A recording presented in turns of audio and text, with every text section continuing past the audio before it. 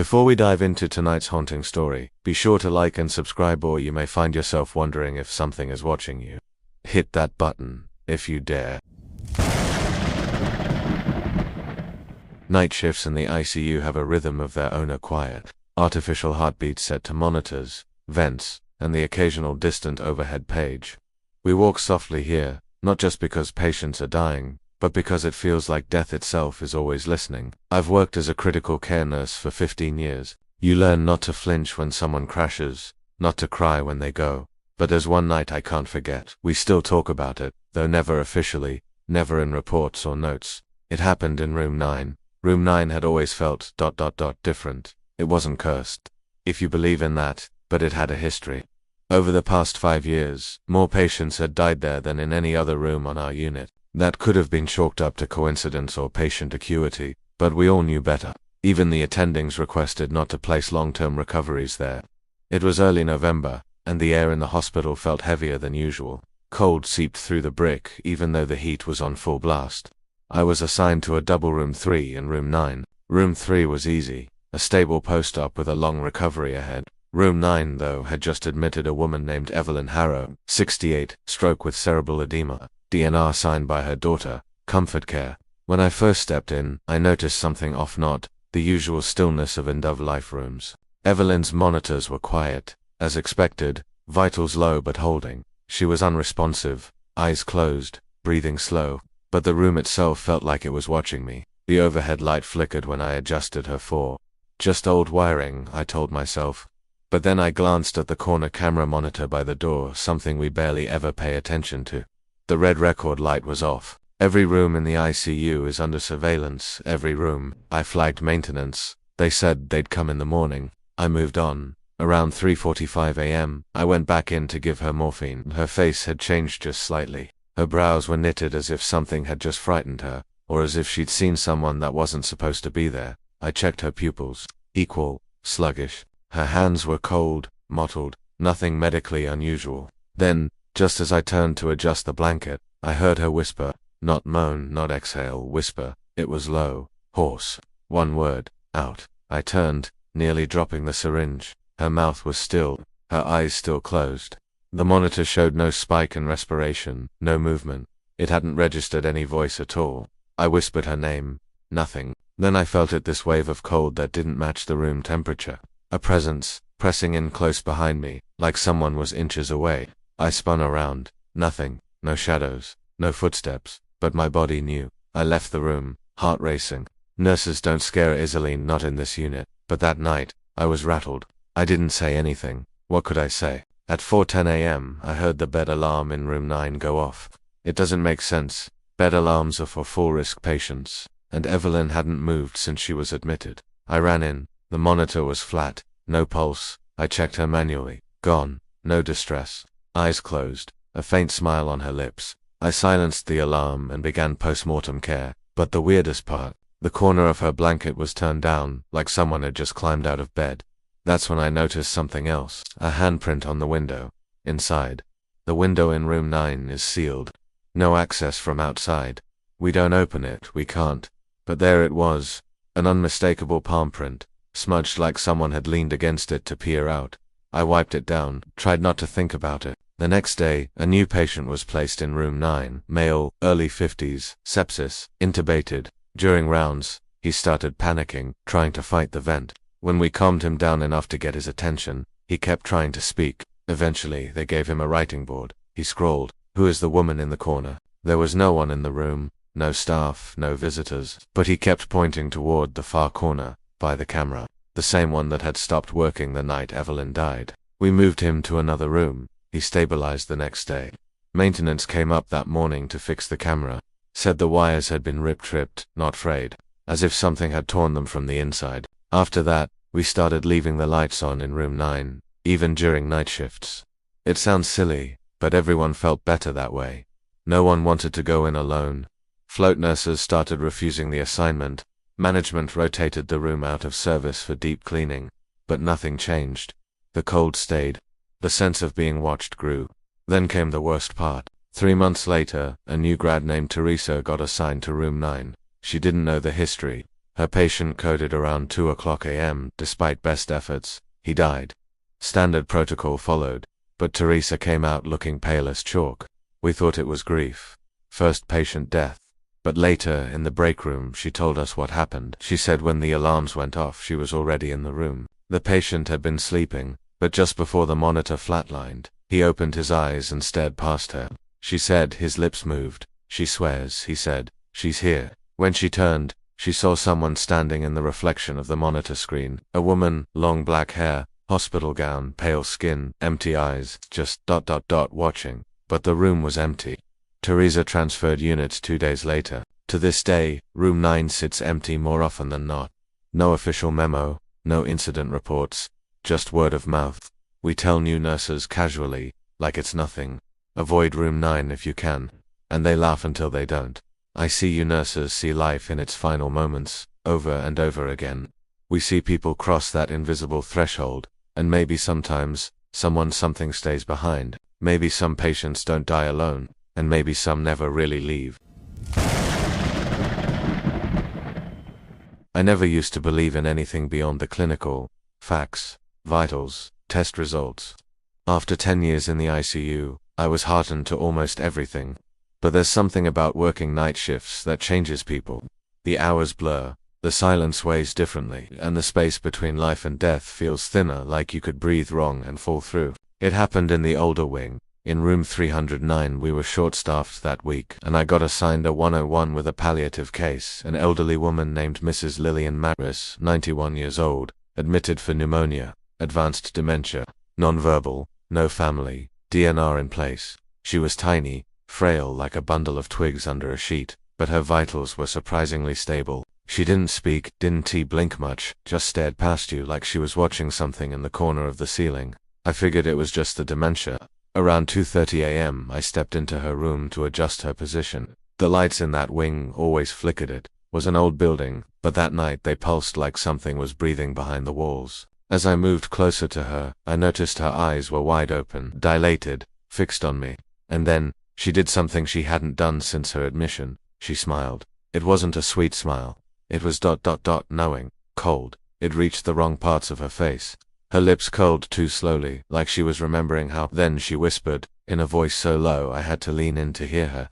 "You're the one she likes." I froze. "Who?" I asked, though I wasn't sure I wanted the answer. Her eyes darted toward the vent in the upper corner of the room. "She watches. From there, when you sleep, she says you smell like your mother." That snapped something in me. My mother had passed in this very hospital 5 years earlier. Lillian couldn't have known that. She hadn't even known her own name yesterday. I stepped back. Her heart monitor beeped steadily. Too steadily. Every beat was perfectly spaced. Like a metronome, not a human heart. I turned to check the machine, and that's when I noticed something else. Her temperature wasn't listed. All the vitals were registering, but no body temperature. The air turned cold. My breath fogged. A soft scratching sound echoed from the vent above. I looked up. A single eye stared back. No face, just one eye, bulging, wet, watching. I stumbled out of the room, heart pounding, and ran to the nurse's station. "There's someone in the vent," I said. "Pat." The charge nurse blinked at me slowly. 309, she asked. I nodded. She hesitated. Then, without a word, walked to a locked cabinet and pulled out a thick binder I had never seen before. It was labeled, in shaky handwriting, "Incident Log, South Wing." She opened it to a page marked with a red tab. I saw a list of patient names, dozens all marked with a date and a brief description. Saw her in the wall. Smelled roses before code. Woke up screaming, "Don't let her touch me." Some were nurses' notes. Some were scrawled by doctors. But they all shared one thing in common. Room 309. Pat finally said, "We try not to assign staff there more than once, but we're short this week." I asked what it was. She shook her head. "No one really knows. Some say it's a residual haunting. Others think it's something worse. Feeding off fear, maybe. It only shows itself when someone in the room is close to death." "But Lillian's stable," I said. Pat frowned. "Then maybe it's not her time." I didn't sleep when my shift ended. I couldn't. I kept picturing that it was too human to be an animal, but wrong. Somehow too wet, too alert, too full of hate. The next night, I asked to be reassigned. Denied. Lillian was still my patient. When I walked into her room, she was already awake, eyes fixed on the ceiling again. I checked the vent, nothing. I checked her monitor. Still no temperature reading, and then I smelled it. Roses, but they were rotting. Sweet at first, then sour and thick like decaying flesh masked in perfume. Lillian's voice cracked the silence. She wants in, she needs someone new. I stepped back. The room felt like it was shrinking, walls breathing inward. I tried to leave, but the door wouldn't open. Not jammed. Locked. The lights flickered, then went out. The only glow came from the heart monitor green against black. It spiked suddenly. Lillian sat up in bed, jerky like a puppet pulled by wires. Her mouth opened wide, and a low groan vibrated from her throat. The vent began to rattle. I turned back just as the grate popped open. A long, pale hand slid out, its fingers too thin, too long, like spider legs. The nails were black and split, curling at the tips. It groped the air like it was searching, and then it pointed at me. Lillian whispered, "She likes you best." I screamed, banging on the door until it finally gave. I ran, not caring that I left her alone. She died 40 minutes later. No code, no alarms, just ... gone. When the day nurse came in to prep her body, she found 2 sets of handprints pressed into Lillian's chest. One old, one inhuman. They moved Lillian to the morgue, and room 309 was sealed off the next day. They told everyone it was for renovations, but I know better. Since that night, I've had dreams. The vent appears in every one, and something slides out, inch by inch, whispering my name in Lillian's voice. I asked to be transferred to a different wing. I even considered quitting, but something keeps drawing me back, like a hook behind the heart. I see your work teaches you how fragile the veil is between life and death. But in room 309, I learned the truth. Sometimes, death is not what waits on the other side. Sometimes, something worse does. They tell you in nursing school that the ICU is where science meets the edge of chaos. What they don't tell you is that, sometimes, the edge phrase, "My name is Clara, and I've worked in the ICU for almost 7 years." I used to think the strangest part of the job was the code blues, or the way some patients would talk to people who weren't there just before dying. Now I know better. It's what happens afterward when a soul slips away and something else notices. It began one winter, when we admitted a girl named Emily Vargas. She was 14, septic from a ruptured appendix. Sweet girl, with huge eyes and bandages up to her collarbones. Her parents were beside themselves. Her heart kept giving out. We brought her back 3 times in one night. On the 4th time, the crash team was slower, distracted, arguing about whether her pupils had already fixed. Her monitor screamed, but her body lay still. I remember leaning over her to begin compressions and, then abruptly, her eyes opened wide, wider than I thought was possible. She gasped, grabbed my wrist with unnatural strength, and whispered. She followed me back. We got her back, heartbeat restored, but she wouldn't speak after that, just stared at the ceiling and flinched whenever the lights flickered. I asked the attending psychiatrist to check on her.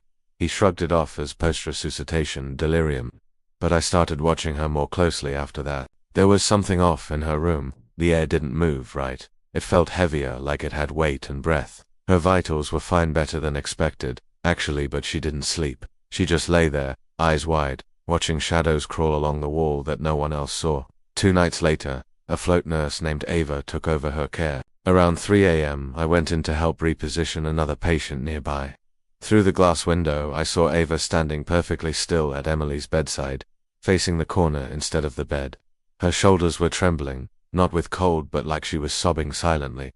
I stepped into the room and Ava didn't move. Emily, eyes wide, met mine and mouthed the words, "Help her." I reached for Ava's shoulder. She spun around so fast I almost fell. Her eyes were blank, unfocused, her mouth open in a soundless scream. Then, just like that, she collapsed to the floor. We got her to the ER where she regained consciousness but couldn't remember anything. Not the room, not the patient, not even starting her shift. She quit the next day, left a voicemail saying she was tired of waking up with something sitting on her chest. I would VA dismissed it. Nurses break under pressure all the time, but I'd seen the terror in her eyes. Something had touched her in that room. Something real. Emily's condition kept improving, but her mental state declined. She drew pictures, compulsively twisted faces without eyes, long black limbs with teeth for fingers, doorways with arms reaching through. The day before she was due for transfer to pediatric step-down, she grabbed my hand with ice-cold fingers and whispered. She said she needs someone new, someone who listens. That night, I had to stay late for a double shift. My phone died, the other nurses had left early, and I was alone on the unit. I passed Emily's room and saw the light inside flickering again, though no one was there. I went in to turn it off. As soon as I stepped inside, the air changed. The silence was so thick I could hear my pulse. Then I noticed the smell, something damp, coppery, like old blood and stagnant water.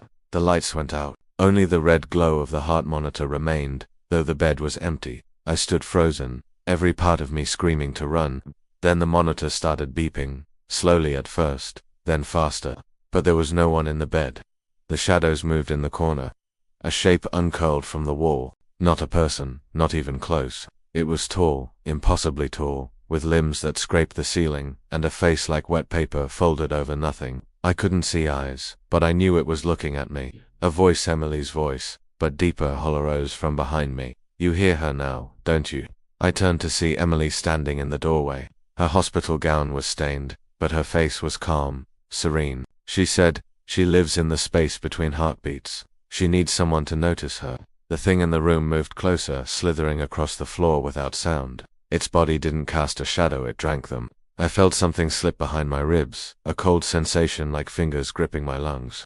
I backed out of the room and slammed the door shut. Emily was gone. We searched the entire unit. Security combed through footage. No one saw her leave. The last camera she appeared on showed her standing beside Room 14, the only room in the ICU where the patient had died earlier that night. The body had been cold for hours. No vitals. But when the morgue came to collect, the body was missing. In its place was a drawing, pinned to the pillow with a syringe. A crude sketch of a woman with no face, stretching her arms wide. I transferred off ICU a week later. I haven't worked a night shift since. But sometimes, I still hear the monitor beep in my dreams, just that one, soft tone, followed by silence. And I wake up with the weight on my chest. I saw Ava again recently. She didn't recognize me. Her hair had turned fully gray. Said she doesn't sleep well anymore. Keeps waking to whispers she can't explain. Sometimes patients die and leave behind grief, but sometimes they leave the door open and something steps through. I never believed in anything beyond this world. Not heaven, not hell, and certainly not ghosts. In the ICU, you can't afford to. Every day you stare death in the face, and it doesn't come with shadows or whispers, it comes with alarms and syringes, blood gas levels, and bruised chests from compressions. So when I started my third year at St. Emmerich's Hospital in Baltimore, I thought I'd seen everything. I'd been screamed at by grieving families, held hands as breath left lungs, even caught a patient trying to escape with a central line still stitched into his neck. But nothing prepared me for what happened in room 9. We called it the cold room. Not officially, of course, but every nurse, every tech, even the janitors whispered about it. It wasn't colder by thermostat, but something about it made your skin prickle. Patients placed, there always crashed. Some wouldn't sleep, others would beg to be moved. One patient, a burn victim with half his face melted away, screamed all night about a woman standing behind the curtain, even though the curtain was drawn back and no one was there. He coded 3 days later, died mid-sentence, eyes wide like he'd seen something unbearable. Still, room 9 stayed in rotation. Our ICU was small and underfunded. Ghost stories didn't matter when beds were full. One week we admitted a man named David March, 60. No prior history, collapsed at home from a sudden intracranial hemorrhage. His daughter found him on the floor, bleeding from the nose and eyes. He was unresponsive when EMS arrived. The CT showed a massive brain bleed, and though we intubated him and started pressure meds, we all knew it was just buying time. He was placed in room 9. The first night was uneventful. Vitals were stable, sedation holding. But on the second night, I noticed something strange. At 2:47 a.m., his ICP monitor spiked severely without cause. No movement, no noise, no positional change. I went in to check, thinking maybe the line had kinked, but everything was intact. Then I looked at his face. David was crying. Tears ran down both cheeks. His eyes were shut, his body motionless, but tears flowed like grief. I checked the machines again, dumbfounded. Comatose patients don't cry. Not like that. Not in steady, heartbroken streams. I asked the attending on call if we should run new labs. He just sighed and said, some part of him knows. By night 3, things got worse. The overnight nurse Paula refused to take his room. Said she felt like someone was breathing down her neck every time she passed his bed. Another nurse claimed she saw David's hand twitching when no muscle activity had been recorded. I tried to stay logical. People see things when they're tired. Machines blip, but that night just past 3 a.m., the call bell from room 9 went off. David was intubated, sedated, and in a coma. He couldn't push that button. Still, I went in. The room was dim. ICU rooms always are, but something about the darkness felt wrong. Like it wasn't a lack of light but an active presence. The kind that swallowed your footsteps. The button was blinking on the wall, but David hadn't moved. Then I saw the woman. She was standing in the far corner, behind the ventilator, wearing a long black dress soaked from the knees down. Her hair hung in wet strands, her face completely hidden by a surgical mask, an old one, yellowed and blood-specked. She didn't move, didn't breathe. I thought I was hallucinating. I blinked. She was closer, only 3 feet from the bed now. I didn't see her move. I didn't hear her move. My hands were shaking so violently I dropped my tablet. It hit the floor with a crash that echoed too loud. The lights flickered. David opened his eyes. No response to painful stimuli for days, and yet suddenly, he opened his eyes and locked onto mine. But he wasn't seeing me. He was seeing her, and he began to scream. The ventilator choked and hissed as his body thrashed. I hit the code button. Everything blurred, running feet, defibrillator pads, shouted orders, but through it all, I saw the woman never move. She just stood, as if waiting. He flatlined. Time of death, 3:12 a.m. When we zipped him into the body bag, I noticed his fingers were clenched so tight we had to pry them open. Inside his fist was a clump of hair, long, black, wet. We sent it to pathology. The tech who opened the envelope threw up in the sink and left early, said it wasn't synthetic, said it came back with inconclusive origin. No one wanted to take room 9 after that. It sat empty for weeks, an unofficial quarantine. They blamed faulty wires for the flickering lights, blamed overworked staff for the hallucinations. The chair where she stood was removed. No one could explain why the cushion stayed damp, even when untouched. Then, just last month, I got a call from a friend still working nights. They had to admit another patient, gunshot victim, young, maybe 19. They put him in room 9. 2 hours later, he coded and died. Same time, 3:12 a.m. When they cleaned the room, they found the call bell pressed again. No one had touched it, and on the monitor fed grainy pixelated, but undeniable. They saw something in the corner, something long-haired, standing, waiting. We call it superstition, stress, sleep deprivation. But every ICU nurse knows. Some rooms remember, some deaths don't leave quietly, and some patients don't die alone. I was only 6 months into my ICU rotation when I was assigned the night shift with an older nurse named Candace, a no-nonsense trauma veteran who'd worked in every wing of the hospital over her 22-year career. She didn't scare easy until we got the patient in bed for. The man was a John Doe, bound collapsed in an alley behind a church, covered in deep lacerations that looked like claw marks. No ID, no missing persons match. The paramedics said he was conscious in the ambulance, but speaking in a language no one could understand, tongue swollen and cracked like he'd been biting it for days. The ER thought he might have had a seizure, maybe even rabies, but tox screen came back clean. What stood out most was his eyes. Entirely black, not dilated, just black, and no sclera, no iris, like polished stones jammed into his skull. We had to sedate him immediately after he began clawing at his restraints, muttering in that language no one could place. The linguistics team at the university said it wasn't from any known dialect, but parts of it sounded vaguely like ancient Sumerian. Not that it helped us care for him.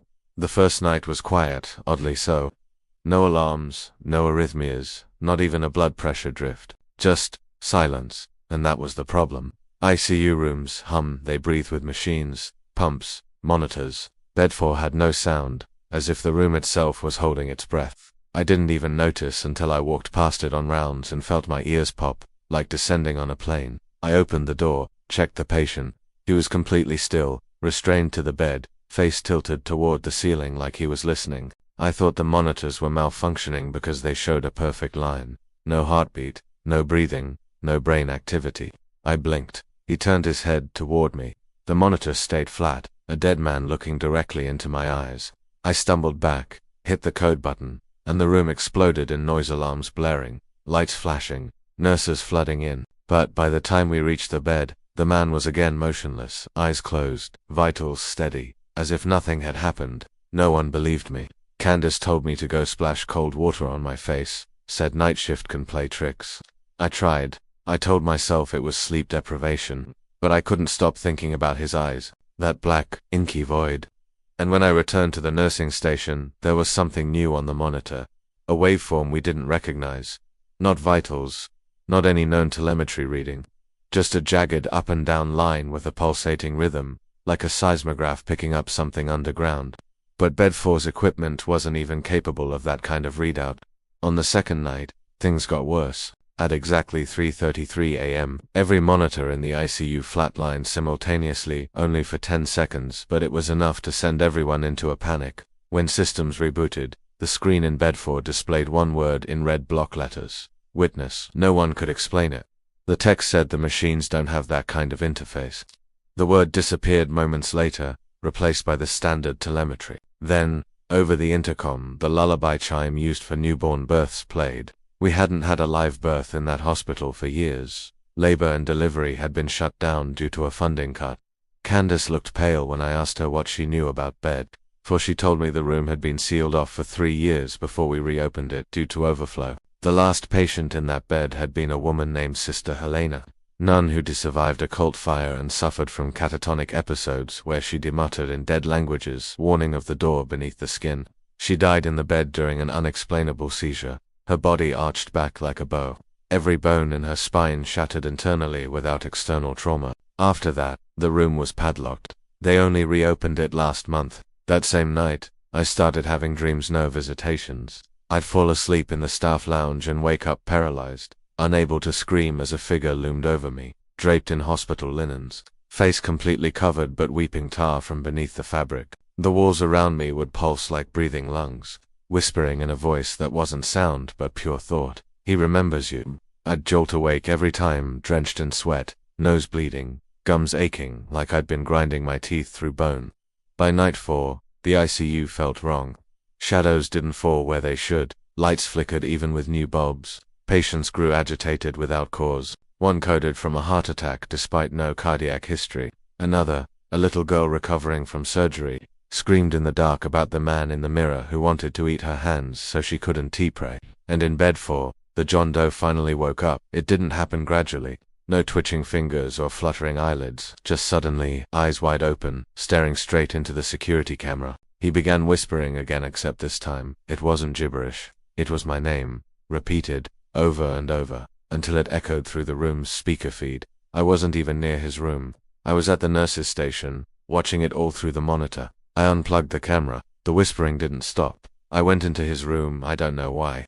Maybe I wanted to see if it was real. Maybe I wanted to confront whatever he was. He turned his head toward me as I stepped in, the restraints now somehow unfastened. He lifted one hand, long fingers, cracked knuckles, and pointed at his own chest. Then he spoke, clear as day, in English. The body is a doorway. Mine was opened.